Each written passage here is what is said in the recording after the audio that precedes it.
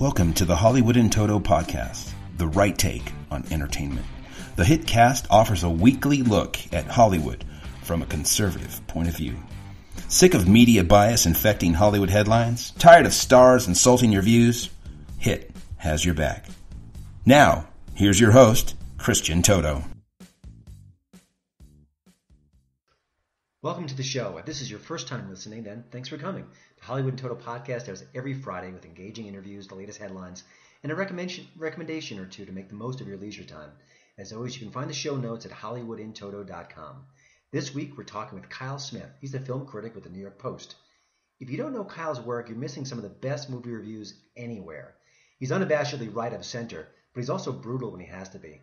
Before we play my chat with Kyle, I wanted to address something that's been obviously on mind and everyone else's mind these days. It's the election, it's the hangover, and more importantly for me, at least this podcast, it's Hollywood's reaction to the election of Donald Trump. Yes, he will be president soon enough, and as much as I've been observing the industry, I am shocked at the reaction.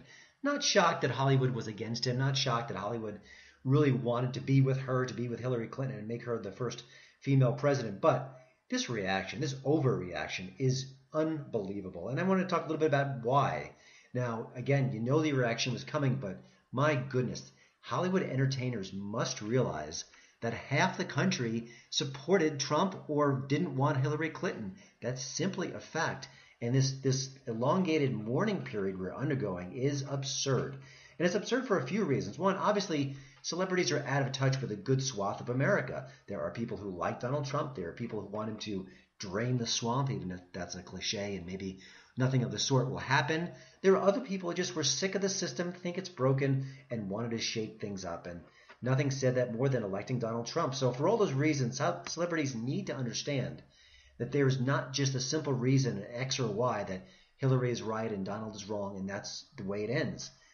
Now, moving forward, I don't know what happens. I feel like this kind of anger, this resentment, this hangover period will continue, frankly, and I think it's really going to hurt Hollywood where it counts, the bottom line. Here's the bottom line here. What's going on next? People are going to be angry, getting angrier, and being upset at what these Hollywood celebrities are doing. They need to calm down and start doing their job, entertaining. If I see one more headline or one more snippet from Seth Meyers that sounds more like a political science lecture than an actual comedic performance, I'm going to go crazy. What is he doing? He has to know he's hurting his brand. He has to know that he's chasing people away at a time where the competition for late night viewers is as stiff as ever. So I just don't get it. I mean, there's got to be sort of an understanding that there's a whole audience out there that doesn't either care about your politics or wants to move away from your politics or, hey, doesn't agree with your politics. Now, obviously, Johnny Carson was the gold standard. He hit the left, he hit the right. He said, why would I want to alienate half my audience? And for some reason, that simple old saw doesn't seem to get into the minds of today's celebrities. So another thought to consider is sort of the outrage burnout. I mean, are we there yet? Is it going to happen soon? Frankly, if you're a fan of Colbert, of Trevor Noah, Samantha Bee, at some point, we're still weeks away from the Trump presidency. What happens when he actually does something bad and we need to kind of rise up in anger about it or do something to stop it? We'll be exhausted. I mean, every day there's a new destroying headline from one of the above, and it's just exhausting. You have to kind of keep things in perspective, and frankly, the same goes to the news media. There's been such hyperbolic coverage over Trump and the security and the secrecy and this and that. At the end of the day, I think we're going to be burned out. It's sort of a boy who cried wolf all over again, and it spreads from not just Hollywood, but the media as well. So we'll see where things go from here, but I am just amazed by it. I understand it to a certain degree, but it really, to quote the 1990s, it's time to move on. I also wanted to talk about something else. I want to give a quick recommendation this week. There's a new movie. It came out earlier this year, but it's new to Netflix, and of course, that means a lot of people will check it out. It's called Sing Street. It's from the same director, John Carney, who gave us Once and Begin Again, two other really good films. This one was an unabashed joy. You know, there's been so much 80s flashback in recent years. I mean, I guess it unofficially started with The Wedding Singer with Adam Sandler, but it really hasn't shown much sign of stopping, even though we're still waiting for that 90s reunion. Kind of that mentality doesn't quite kick in yet. But if you love the 80s, even if you didn't like the 80s, this is a wonderful film. It's about an Irish teenager. He meets a girl. He wants to impress her. So, of course, it's the 1980s. What do?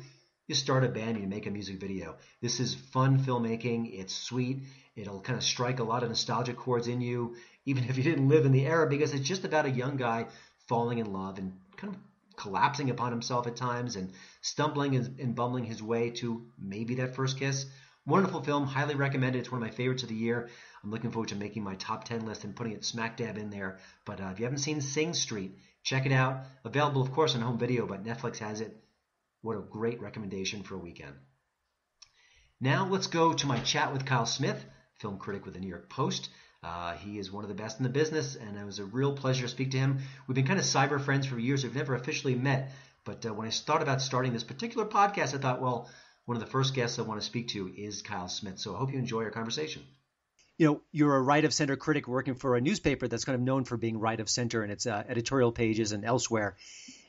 I'm often kind of confronted with this because I always think that if you're a Washington Post critic, you should actually be more neutral because your paper, in theory, attempts to be as neutral as possible. But if you're, a critic for the Mother Jones outlet or something like that, you can kind of let your sort of progressivism fly.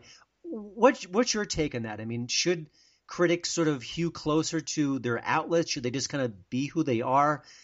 Do critics should they have the responsibility about sort of being more neutral if the outlet is more neutral? To me, it's not neutrality, but transparency that matters. Just be honest about who you are. I can't stand weasel critics who will be sort of coy and pretend neutral and say, oh, I'm not going to tell you who I'm going to vote for, but I love this Michael Moore movie. It's just so phony. They're all very far left. You just cannot get to the left of these film critics as a group. But they're coy about it for some reason. I just throw it in people's faces. I'm a conservative. Deal with it. This is my point of view. It tells you valuable information. If, for instance, I diss a conservative movie, then it's probably pretty bad. And if I praise a liberal movie, then there might be something interesting about it. Mm-hmm. There's, I've read your work for years, and I've also read how you kind of enjoy sharing some of the more heated comments sent your way, and you seem to have a blast with that. Did it take a while to kind of get that thick skin, or is this just something that's always been a part of you? That's another good question. Yeah, I guess I have gotten used to it over the years. I was just, for one reason or another, I just seemed to antagonize people, even as a little kid. And, when people were bothered by me, I would just sort of throw it back in their faces and kind of egg them on, which, I found kindred spirits later on. Andrew Breitbart used to be like that. He was the master of retweeting criticisms and insults. Really, when you retweet the dumb things that people say about you, it just makes them look bad, and it makes you look kind of, like you're not taking it too seriously. Gotcha. Now, kind of conversely, is this the kind of thing where you can actually get some valuable information from a nasty comment? I mean, can you kind of drill down and say, you know what, hey, that lady does have a point. Maybe I was too harsh, or is it? Do you kind of just going to have to go with your gut and go from there? Well, on taste, I don't think anyone can correct your taste. Your taste is taste. Also, your biases. People can point out your biases. I like to think I'm upfront about what my biases are. 99% of what you get from the trolls is kind of ungrammatical. You're a big jerk kind of thing. It's not it's not very insightful or useful. But when people point out flaws in the logic or inconsistencies in my thinking, then I am grateful for that. So I do read the comments and emails. I think you have to, in case someone catches you on a mistake. It could be a factual error, or it could be sort of a conceptual error. Gotcha. There's been some stories recently, like a couple of high-profile stories in the press about the era of the movie is over, and there's no more important movies and TV rules. And to me, it struck me as sort of those Saturday Night Dead stories that we'd get every 2 years, where they said that the show is ending and the show is no longer funny or relevant. But maybe there is something to the movie criticism. What's your take on sort of where we are right now as an industry? Is it as doom and gloomy as we think? Yes and no. I do tend to think that the thing that people talk about at parties now is what's on Netflix. What's on HBO.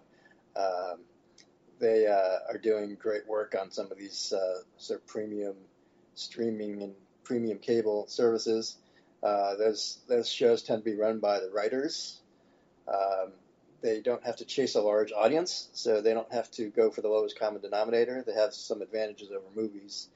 I think the idea that movies are necessarily at the top of the cultural mountain is over. I think that has changed. I don't think movies really rule the roost anymore. And partly that's just because movies have been run traditionally by businessmen and studio titans who are trying to sort of round up the largest possible audience. And we see that even today with these kind of superhero movies. Some of them are pretty good, but most of them are kind of fall into a predictable formula. And they're after selling $1 billion worth of tickets, so they have to kind of do things the same way the other movies are doing them. A TV show that only has 1 million viewers that's on HBO might be really interesting because they don't have to appeal to everybody. Mm-hmm. One of the things, when you think about television, part of the reason why it's so good now is the competition. You had broadcast shows, then you had cable like HBO, and they kind of forced some of the networks to at least up their game a bit, and now you've got streaming. Could that happen in TV versus movies, or are sort of the economic factors just going to overwhelm anything else?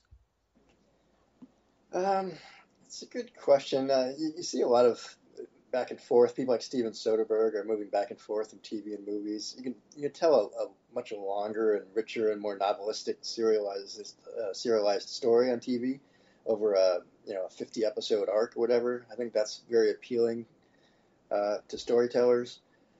But on the other hand, there's very little that can match the emotional impact of being in a movie theater with 1,000 other people and nobody's doing anything except paying attention to what's on this huge screen. That's sort of churchy experience of being in the moment with a lot of other people is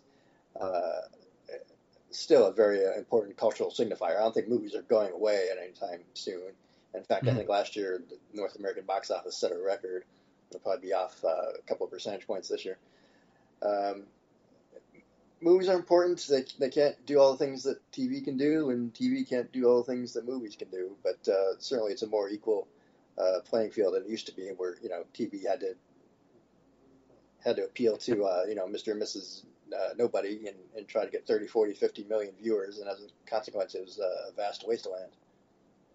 Gotcha. I know you served your country in the Gulf War. Can you talk a little bit about that and how are there sort of influences of that time in your life that kind of echo through your professional work today? Not just sort of how you view a war film, but even just discipline or other sort of things that really you can kind of pinpoint back to your experiences?